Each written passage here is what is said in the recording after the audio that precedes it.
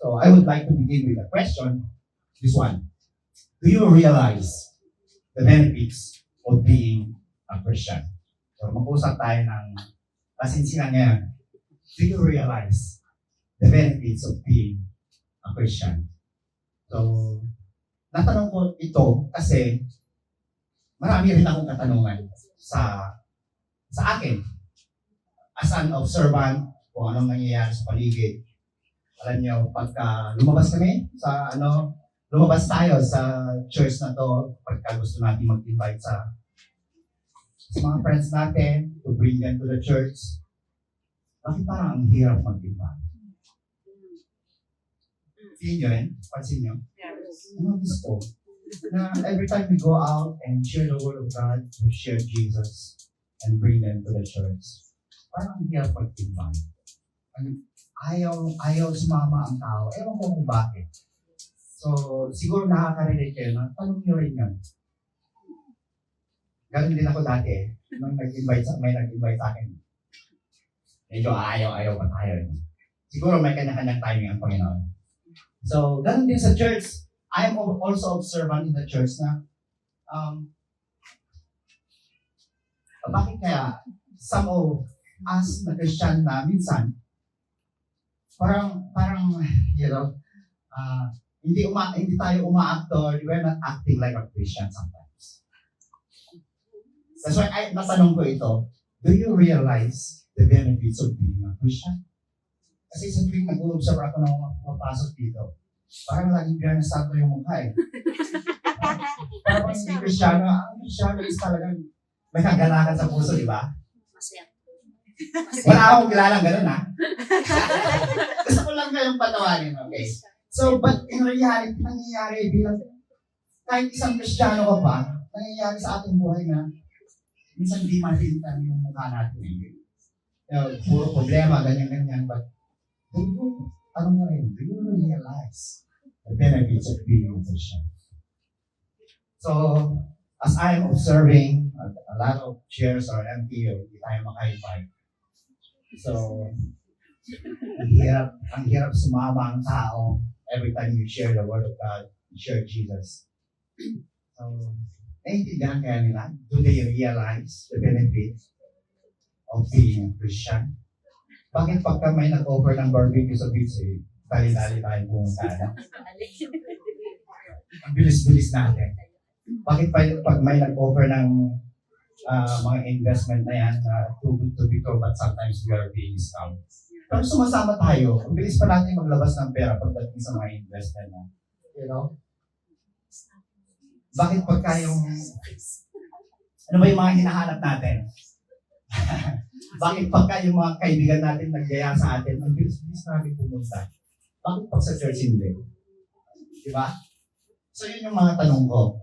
So that's why I formulated this one. I realized na naiintindihan kaya ng tao kung ano ang benefits ng pagiging Kristiyano. Sa tingin niyo, marahil hindi kasi walang nagbabahagi. Or sarado lang talaga ang isip. Ayaw pakinggan. There's no room for God's word in their heart or in their minds. So, do you realize the benefits of being a Christian? So, habang pinag-aaralan natin ito mga kapatid, I hope and pray na magbago din ang ating kaisipan when it comes to thinking about who you are in God or in Jesus. Kaya pagdating natin sa church, nakangit na tayo. No? Bagamat marami tayong problema, utang, ganyan, tapos sakit. Nakangiti pa rin tayo kasi Kristiyano tayo Di ba? Maraming tumatawag sa Pilipinas, pera, ganyan-ganyan. It's okay. While studying our conversation for today, na-realize ko na siguro magkakaiba sa akin ang pananaw. May ibang pananaw ang tao. Meron din pananaw ang Diyos. We have different point of view as a human. And meron din point of view ang Diyos. Kung ano ang nakabuti sa atin. Kasi tayong mga tao, we pursue some things na nagpapasaya sa atin. Do you think? So we pursue on our goal, we pursue on our ambitions and dreams. Ambition ko yan talaga maging driver pa rin. Siyempre. Pero may plano ang Diyos sa atin, and I believe. So marami man tayong gusto. The important thing is that, are you willing to surrender your life wherever God leads you? So marami tayong pursuits in life. Kaya ang sabi ng Panginoon Jesus, that seek first the kingdom of God and His righteousness, and all the things that the pagans are seeking, food, shelter, clothing, ibibigay ng Diyos sa iyo yan. Kasi alam, mahal ka ng Diyos. Mahal tayo ng Diyos. That's why siguro hindi tayo maka-invite.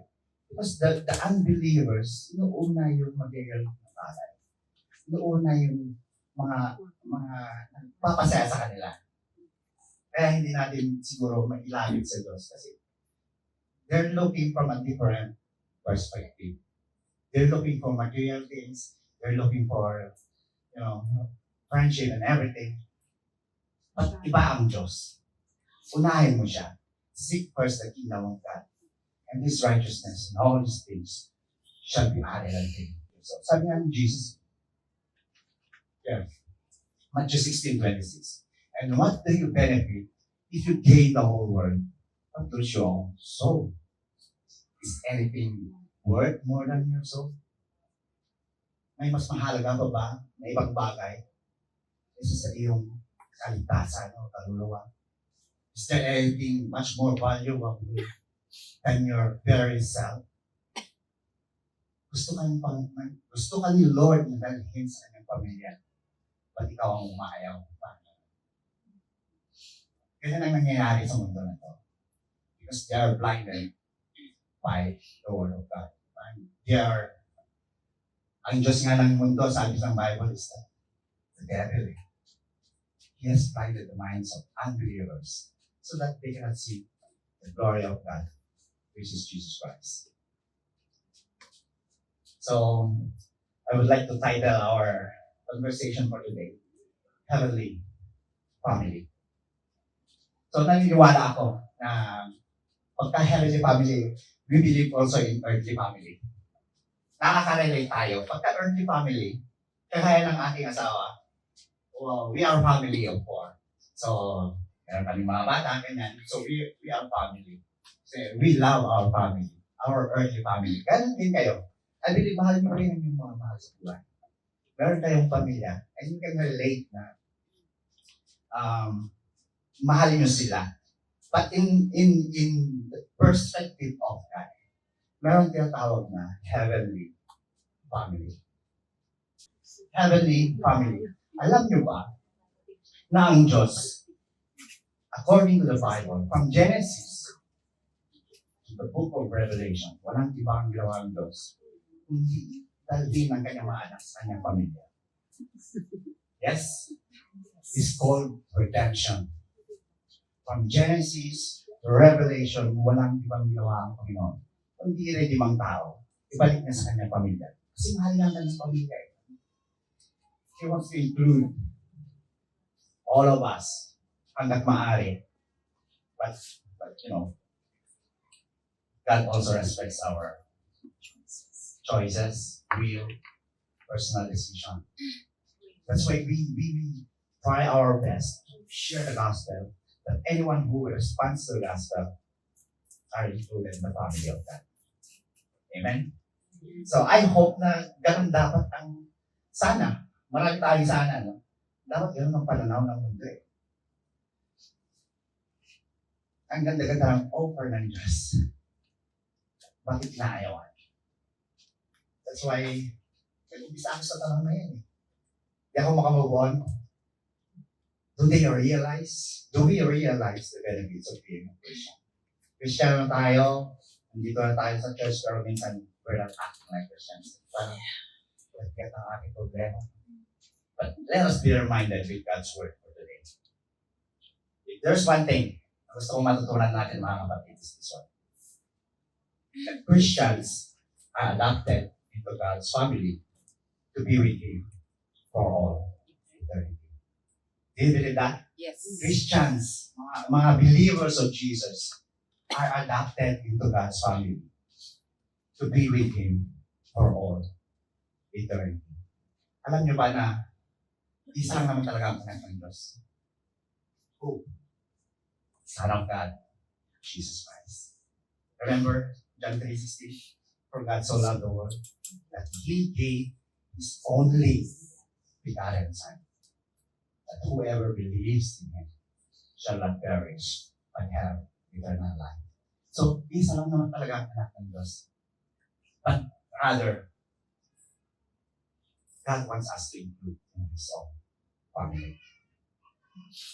Gusto tayong makasama ng Diyos. That's why, kaya nga sinabi ko, from the start to finish of the Bible, walang ibang ginawa ang Diyos, kundi i-redeem ang tao. Purchase Him. Purchase the long-lost sons and daughters of God. So, I hope we would realize na napaka-importante yung pamilya ng Diyos. Alam nyo, kaya ng nabasa ko sa isang book, na sabi, mas importante daw ang pamilya ng Diyos kaysa yung earthly families natin. Do you know why? Kasi ang pamilya natin, yung family, earthly family natin, they are fragile. They are subject to divorce. They're subject to this, yung mapalayo. Or even death. Pwede mamatay ang isang part ng ating earthly family. But in this family, this godly family, God's family, mas importante raw ang pamilya ng Diyos kasi sila yung makakasama mo habang buhay. Agree? Do you believe in eternity? Eternity is that walang hanggang buhay. And sabi nga, mas importante ang pamilya ng Diyos. So, I hope na mag-iba yung pananaw natin about godly family. The church, the believers of Christ. Kasi nga sabi, any believer of Jesus Christ, pag tumanggap ka sa Panginoong Jesus, whenever you put your faith in Jesus, God becomes your Father.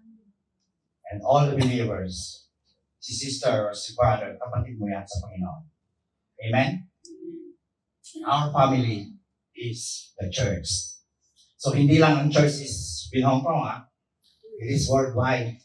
Regardless of the name of the congregation or kung ano man congregation na yon, as long as Jesus Christ is what they believe or represent, mga kapatid natin sila. So, it is worldwide. Ito yung ginagawa ng Diyos sa atin. So, everyone, we all have part in the family or in the body of Christ. So, this is my key verse. Sa Ephesians 1:5. Dito pala, klaro na that God decided in advance to adopt us into His own family by bringing us to Himself through Jesus Christ. This is what He wanted to do and it gave Him great pleasure. Alam niyo ba yung implication ng pananampalataya natin sa Panginoong Jesus? Do you know the implication of putting your faith in Jesus? Ito yung ginawa ng Panginoong Jesus. Remember the cross? He is our mediator between God and man. Jesus Christ died over His life for all sinners just like you and me.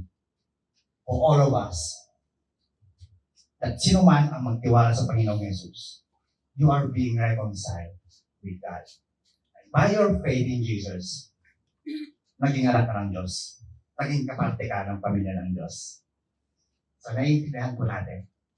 The same true with our spiritual life in God, na kailangan mo rin ipanganak. Because you were once dead, sabi nga ng Bible, because of our sin. But you have to be born again. Born of God. Not of physical birth. Kasi yun din yung tanong ni Nicodemus kay Jesus. Sabi ni Jesus, you have to be born again in order to be part of the kingdom or enter the kingdom of God. But the question of Nicodemus is that, how can I go back to my mother's womb again? Kasi he's thinking of physical rebirth. But until tuloy ng Panginoong Jesus dito, lalo na sa book of John, that you have to be spiritually rebirth. At ang implication ng pananampalataya natin sa Panginoong Jesus, pag nagtiwala ka sa Panginoong Jesus, you put your faith in Him, you accepted Him as your Lord and your Savior, naging anak ka ng Diyos. You are spiritually reborn. If you put your faith in the name of the Lord Jesus Christ. Amen? Kaya yung kilanta natin kanina that we worship His name. Because there's no other name given to men in order for sinners to be saved. It's only by the name of Jesus. Kaya, whoever, sabi nga sa John 1, na nagtiwala sa Panginoong Jesus, has been born of God. Kaya kailangan natin ipanganak. May ipanganak sa Espiritu. Remember, in John chapter 8, when the Israelites or the Jewish people are arguing with Jesus, they said, we are children of Abraham. Pero sabi ng Jesus sa kanila, if you are children of Abraham, why are you looking forward to kill me? If only you are a children of Abraham, di ba gagawin mo rin kung anong ginawa na? Ginawa ni Abraham, that he was overjoyed when we saw my glory, parang gano'n. So, you're not even 50 years old, sabi ng mga Jews sa kanya. You're not even 50 years old and you see Abraham. But anong binanggit ang Panginoong Jesus? Before even Abraham was born, I am. So, anong ibig sabihin ng mga kapatid? Jesus is eternal. Sa simula pa lang, Jesus already existed. And the truth is, sabi ng Bible, that Jesus is the creator of everything. He is the Word na nagkatawang tao. The mission of Jesus is that to offer His life, to shed His blood for all sinners. That's why, pag pinapaniwalaan natin ang katotohanan na to, we become children of God. Pinanganak ka sa Espiritu. Kaya dito sabi na, this letter is from Paul, chosen by the will of God, to be an apostle of Christ Jesus. I am writing to you, I'm writing to God's holy people in Ephesus who are faithful followers of Jesus Christ. So, makikita natin dito that John was chosen. Hindi siya yung nagpresenta na he volunteered himself. Ako gusto kong maging apostle, hindi. From the very mouth of Jesus, from the very words of Jesus, that He is my chosen instrument to be an apostle. So, anong ibig sabihin nito mga kapatid? Na mayroong plano ang Diyos sa ating buhay. That it is not accident that you are here right now. Sabi nga niya kay Jeremiah, even before you were born, I knew you. Kaya kung yung ang babae nagbubuntis, nabagit mo yung pagbubuntis kanina, habang napuform ang baby sa tiyan, or alam ng Diyos ng sinan. Plano ng Diyos na yun. That's why napakaganda eh. And stated in the Bible that He knit you together in your mother's womb. May plano ang Diyos sa iyong buhay. God had special assignment to Paul. He was chosen by God. So, sinabi niya rin dito that the Ephesian church are faithful ones. Kung babasahin natin ang buong Ephesian letter, wala tayong makikitang wala tayong mapupula sa church na yun eh. Sabi nga ni Paul, they are faithful believers of the Lord Jesus Christ. Sabi niya, may God, our Father and the Lord Jesus Christ, give you grace. And okay, so here we are in verse 3. Sabi niya dito, ito yung pagpupuri ni Paul sa Panginoon. Sabi niya dito, all praise to God, the Father of our Lord Jesus Christ, who has blessed us with every spiritual blessing in the heavenly realm because we are united with Christ. Kagaya ng sinabi ko kanina that there is an implication of us being united with the Lord Jesus. God showered us with every spiritual blessing. Kung alam nyo lang. That's why I asked from the very start, do you realize the benefits of being a Christian? Bakit ka patamad-tamad? Bakit ka pa-absent ng pa-absent? You know, bakit laging malungkot ang mukha mo? Parang hindi ka Kristiyana. Yung parang ganun. Do you realize the benefit of being a Christian? God showered you with every spiritual blessing. Napakaganda ng ginawa ng Diyos sa iyong buhay, sa ating buhay, including me. You know, by virtue of being united with the Lord Jesus Christ. Let's continue. Even before He made the world, God loved us and chose us in Christ to be holy and without fault in His eyes. So, bago pa man daw, ikaya ng mundo, God conceived you in His mind. May plano siya. Diba? God devised a plan to pay for our debt to Him. Ganun eh. Ganun dapat yung tuwa natin na ay salamat sa Lord, meron tayong Savior. Ito ang nasa isip ng Diyos. Before we even created the world, God loved us. He chose us in Christ to be holy. Ano yung holy? And without fault, that we are righteous before the Lord. Makasalanan tao tayo. Pero sa ginawa ng Panginoong Jesus, He offered His life so that you can be saved.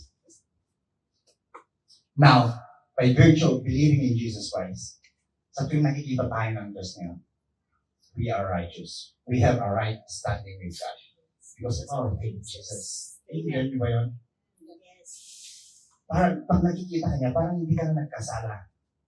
Kasi buhay ng kanyang anak ang naging kabayaran sa ating mga kasalanan.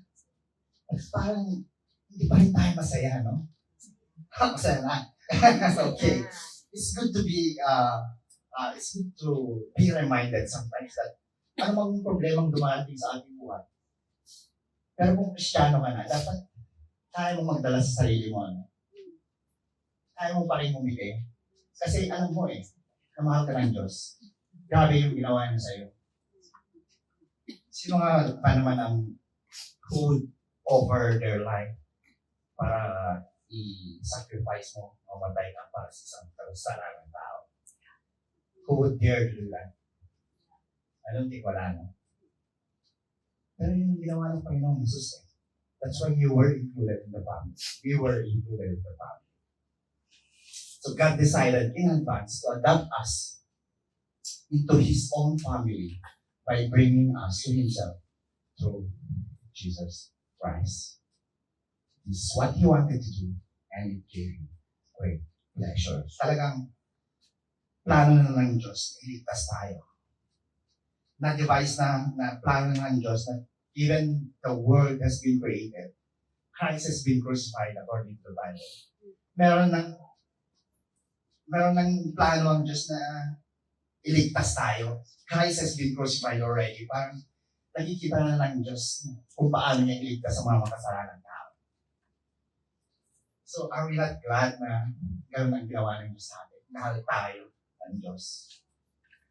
He wants you in His own family.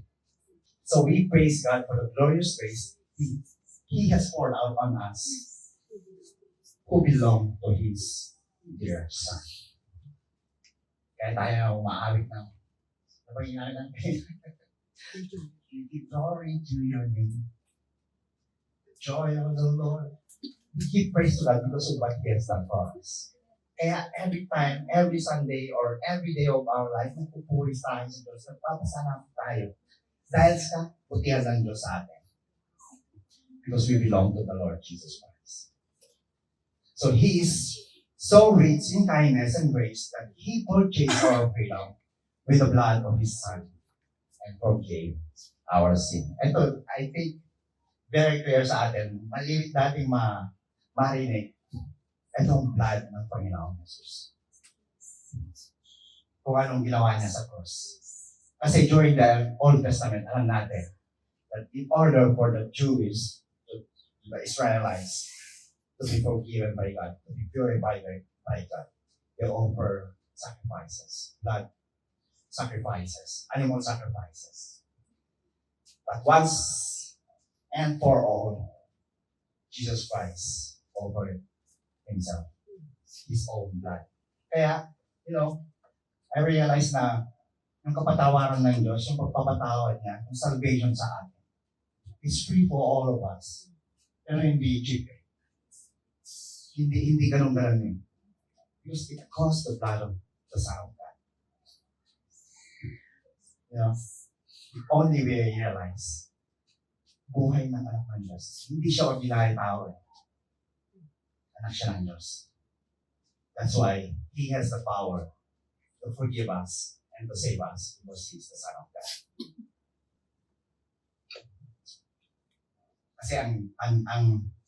Kasi ang viewpoint ng ibang or viewpoint ng mundo, Jesus Christ is just an ordinary teacher, ordinary prophet. They don't realize that He really was the Savior. Remember, in John chapter 8, I think, or Matthew, that Jesus asked His disciples who He really was. Sabi niya sa mga disciples niya, who do people say I am? Sabi ng mga disciples niya, sabi nila, yan sa kabila, you are John the Baptist. Sabi nila, ikaw si, Elijah. Some others say, you are prophet, some of the prophet. Pero bumalik si Lord sa mga disciples niya. But kayo, sino ako sa inyo? And Peter answered, you are the Messiah, the Son of the living God. Nakuha ni Peter yung sagot. Alam niyo kung anong sinabi ng Panginoon Jesus. This has not come from you, Peter. It has been revealed to you by the Father. Diba? So, ganun tayo mga kapatid. Kaya nga sabi ni Jesus, I did not come into this world to bring peace, but a sword. Dahil mga kalaban mo, yung sarili mong pamilya, your earthly family, basahin natin. Gusto ko lang basahin para maintindihan natin. Matthew 10, verse 34 to 39. Sabi niya dito, don't imagine that I came to bring peace to the earth. I came not to bring peace, but a sword. I have come to set a man against his father, a daughter against her mother, a daughter-in-law against her mother-in-law. Your enemies will be right in your own household. If you love your father or your mother more than you love me, you are not worthy of being mine. If you love your son or daughter more than me, you are not worthy of being mine. If you refuse to take up your cross and follow me, you are not worthy of being mine. If you cling to your life, you will lose it. But if you give up your life for me, sabi ng Panginoon, you will find it. So, ang tanong is that, nasa sa atin mga kapatid, kung ano ang tingin natin sa Panginoong Jesus.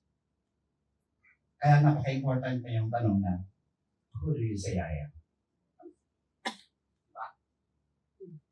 Pag tinanong ko kayo ngayon, anong kulay ng nahawakan ko yan? Pag sinabi niyong puti, you're blind. You are colorblind. Pag tinanong ko tayo kung ano ang hawak ko ngayon, pag sinabi niyong cucumber, bulag kayo. Parang ganun yung sabi ni Jesus. Jesus came to present Himself to His own people, but they denied Him.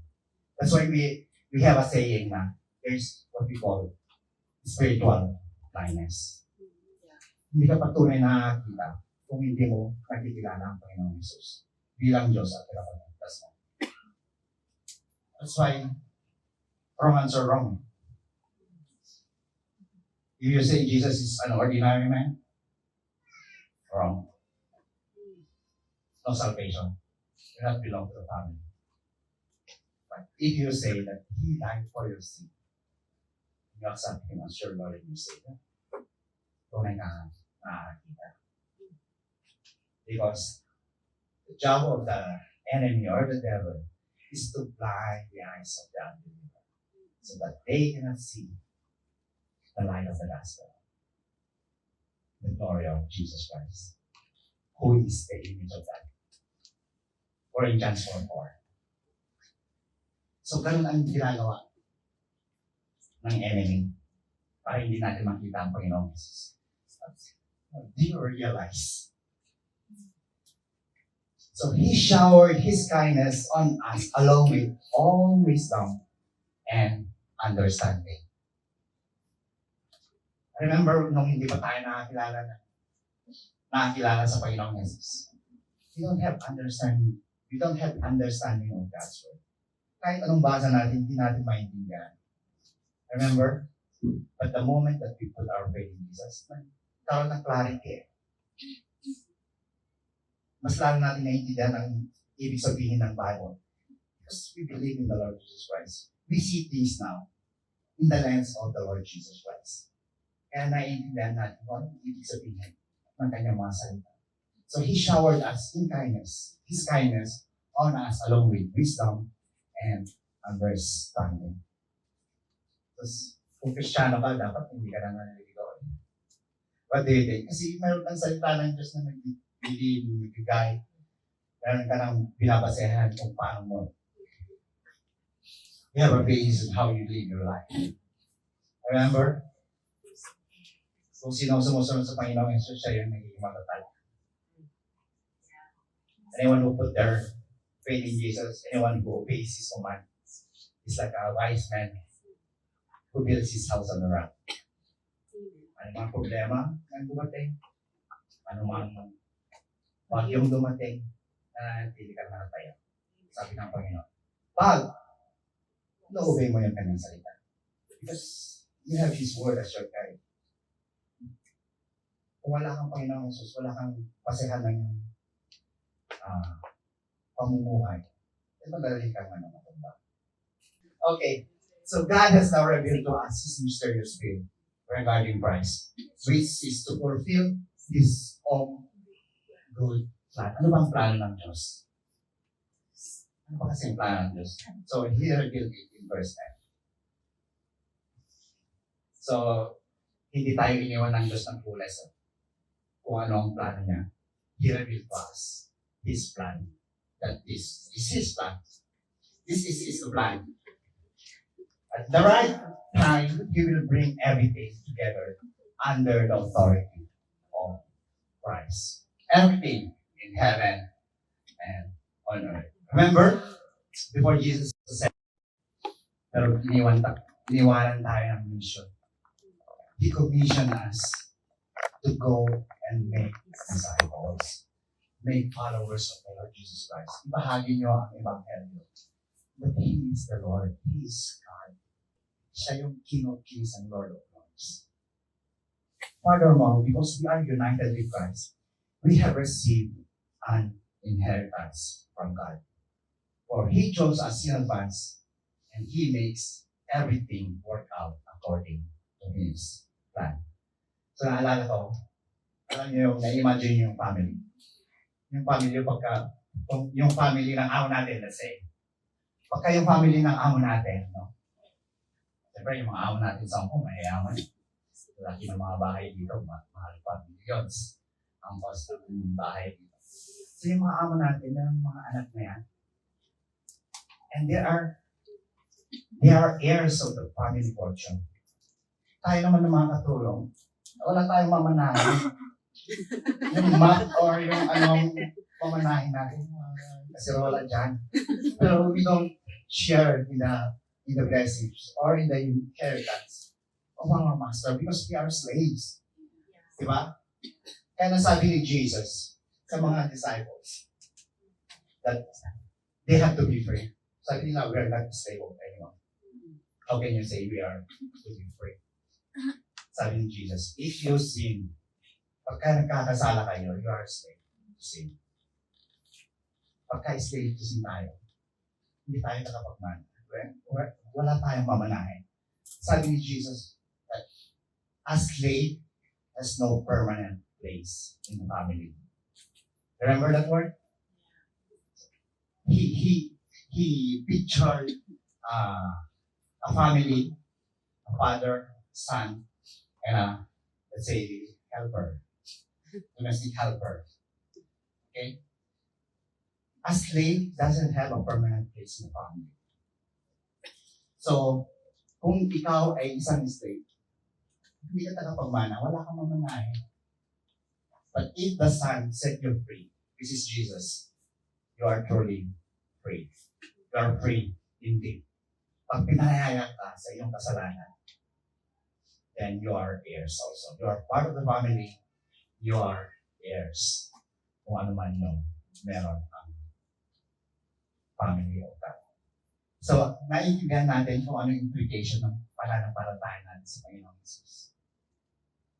Kung nagtiwala tayo sa Panginoong Jesus, pinalaya tayo sa ating mga kasalanan. So, we are no longer a slave, but adopted into God's family. Now that we are family members of God, tagapagmana din tayo. Kaya nga nasabi niya dito, furthermore, because we are united with Christ, we have received an inheritance from God. For He chose us in advance, and He makes everything work out according to His plan. But look at this. Sabi niya dito, no? We have inheritance from the Lord. Kaya kung iniisip lang natin, ay yung buhay natin sa mundo na to, sabi ng Diyos, it is a short-sighted point of view. Parang, ang easy lang po. Pananaw mo sa buhay. Kung ang ambition mo lang is at maman, everything, mag-gain mo ang buong mundo. But how about your soul? How about your eternity? That's why, we believers, dapat pag nabubuhay tayo, when we live our life, we live in the light of eternity. Kasi may mga consequence ng ating mga ginagawa. Because we believe in the Lord Jesus Christ. We believe that our souls are eternal. Jesus Christ was raised from the dead. He resurrected, and He is still at the right hand of the Father. And He promised to come back again to His own people. Kaya inabangan natin yung second coming ng Panginoon Jesus. Tagapagmana tayo, kapatid. Hindi masama maging adopted child. Kala nyo masama ang adopted child? No. Diba? We have the same equal rights with fellow children. Diba? Sana, napangarap ko rin. Yalap ako ng amo ko eh. Mamanahin ko yung mga aso, yung mga sakyan. We have the same equal rights with His fellow children. That's what God does for us. Meron tayong mamanahin. Ano ba yun? Ano yung mamanahin natin? And one thing is that we will be with the Lord forever. That's why nabuo ko yung OPM na yun. That God adopted His own children. Mamaya makikita. God's purpose was that the Jews who were the first to trust in Christ would bring praise and glory to God. So una ang mga Jews na nagtiwala sa Panginoong Jesus. And yung purpose ni Paul is that he will become apostle of the Gentiles. That's why he said this. And now you Gentiles, tayo kasali dyan. If you are not a Jew, we are a Gentile. So we are part of being a Gentile. So now you Gentiles have also heard the truth. The good news that God saves you. Diba? And when you believe in Christ, He identified you as His own by giving you Holy Spirit. When He promised, whom He promised long ago. O, tignan niyo. He identified us as His own and gave His Holy Spirit to us. Tayo ng mga nagtiwala sa Panginoon Jesus, we receive God's Spirit.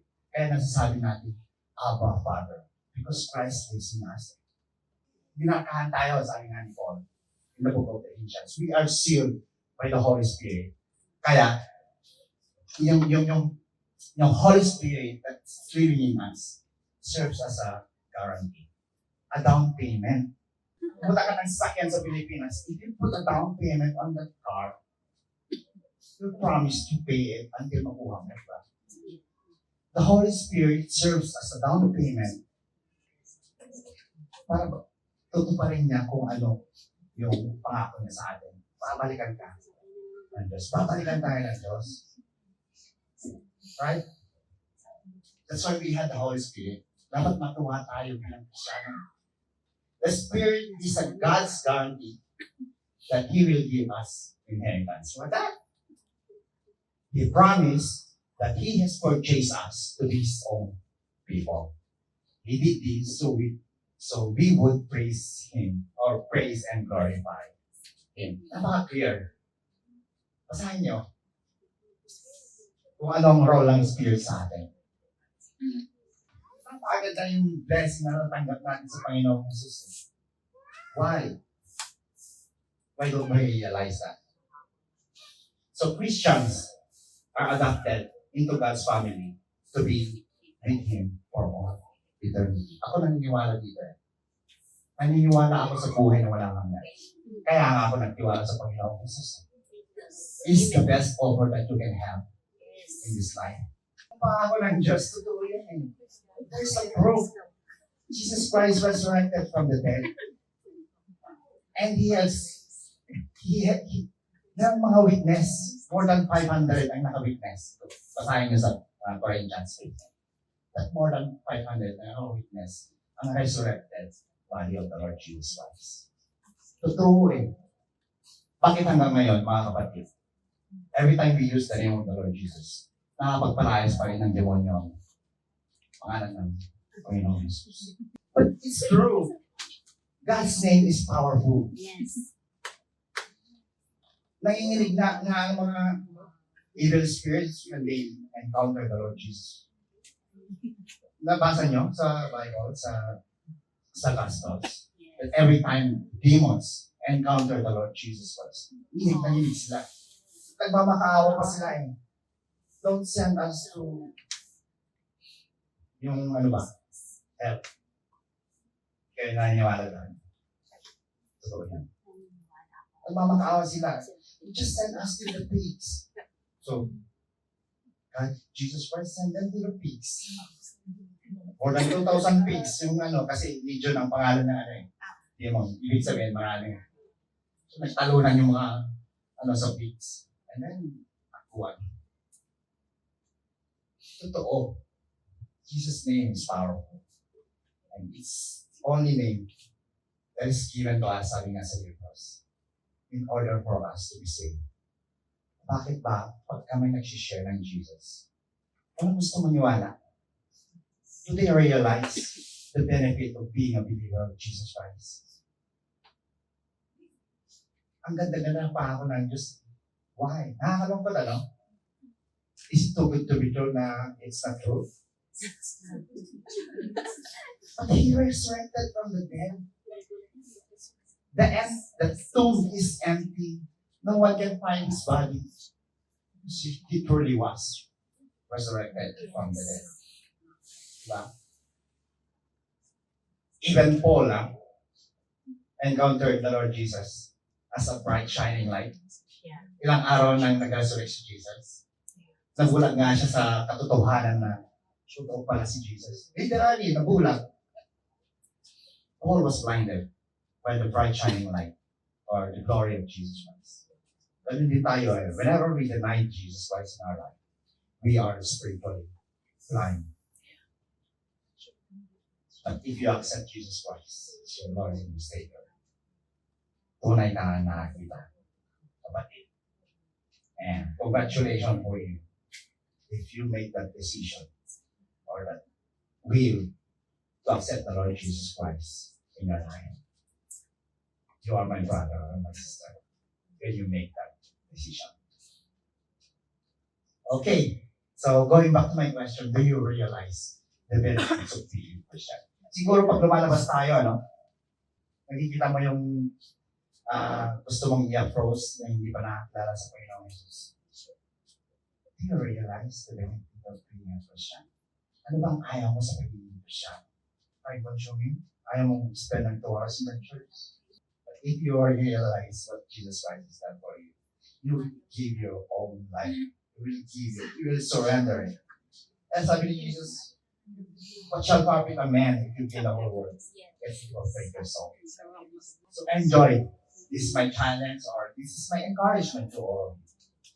Enjoy your privileges of being a part of God's family. Dami natin privilege mga kapatid, kung alam nyo lang. Kababasa lang natin that we have been chosen for salvation. Diba ang swerte-swerte natin, yung parang we are not saved. Oh, how do I say this? We are not saved because of our own doing. Right? Hindi tayo maligtas dahil mabait ako or mas magaling ako magbigay sa kapatid ko na ganito or whatever, any good words that you can brag about. Hindi ka naligtas dahil doon. But God has chosen you para maligtas, to be part of the family. May plano ang Diyos sa iyong buhay. Diba? So enjoy the privileges of being part of God's family. We have been chosen for salvation. We were adopted as His children. We were forgiven. God gave us insight to His Word. He gave us the Holy Spirit as a gift for all of us. Kaya tayo nakapag-share ng gospel kasi may talent tayo, may gift tayong tinanggap din sa Panginoon. Meron din tayong desire na magbahagi ng salita ng Diyos. That's the gift of God. That's the power of the Holy Spirit in us. So, meron din tayong blessing na we have the power to do His will. And we also have this hope of living forever with the Lord Jesus Christ. Promise the Lord that we have hope of living with Jesus forever. Kasi babalik siya. And that is our hope. Sabi nga sa Hebrews, that let us hold our hope. Let us hold unswervingly to the hope we profess. Because He who promised is faithful. He or God who promised is faithful. Pag sinabi ng Diyos na babalik siya, babalik siya. Ang Diyos na sinasamba natin, hindi sinungaling. Right? He is faithful. So, I had this statement in our social media. Sa mga nag-social media. Loving the ways of the world is a trap for not doing the ways of God. You agree with this? Loving the ways of the world is a trap for not doing the ways of God. Kasi walang ibang ginawa ang enemy kundi ikan tayo eh. Do not love this world nor the things it offers you. For when you love the world, you don't have the love of the Father in you. For the world offers only a craving for physical pleasure, a craving for everything we see, and pride in our achievements and possessions. These are not from the Father, but from this world. And this is the world, and this world is fading away, along with everything that people crave. But anyone who does what Jesus does will live forever. So yung mga dinadesire natin, mga ina-aspire natin, apart from God, hindi ko sinasabing masama yun. They could be a good blessing to us. Pero nasan si Lord sa ating mga plano? Nasan si Lord? Dapat lagi inuuna natin siya, di ba? So, I hope magkaparehas tayo ng pananaw sa pagiging Kristiyano mga kapatid. Inuuna natin ang pamilya natin. Inuuna natin kung anong gusto ng Diyos sa ating buhay. Christians are adopted into God's family to be with Him for all eternity. So, napakaganda, no? Na kung anong ginawa ng Diyos sa ating buhay. I hope hindi kayo magsisi ng naging Kristiyano. Magsisisi ba kayo? Napakaganda nga eh. Nakapagmana ka. Although adopted child ka, hindi masama maging adopted child. You have the same equal rights with the Lord Jesus Christ. So, sabi ko nga kanina, enjoy the privileges of being part of God's family.